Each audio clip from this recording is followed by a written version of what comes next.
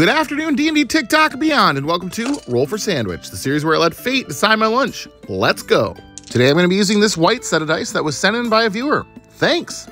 Let's get it started with our roll for bread. 4 white bread.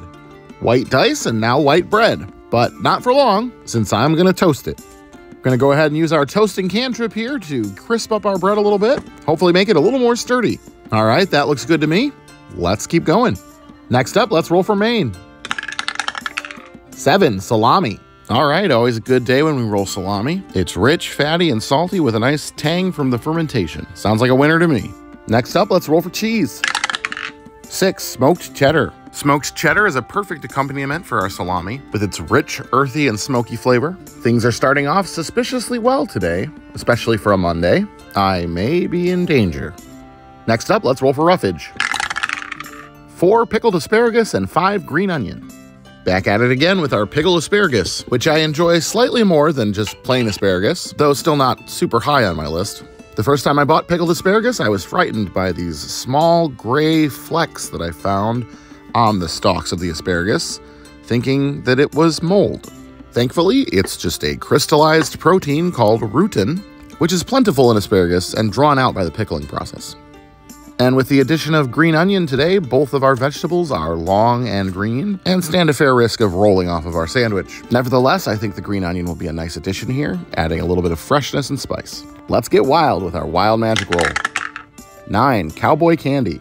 Well, the packaging here says campfire candy, but it's the same thing. These are candied jalapenos, a sweet and spicy jam, relish, sort of a mixture of the two. I think this is a pretty lucky roll for wild magic. The spice and sweetness should pair well with the smokiness of the cheese, the tang of the meat. Got a nice balance of flavors here. And last but not least, the D20 sauce roll. Here we go. 18, Kewpie mayo.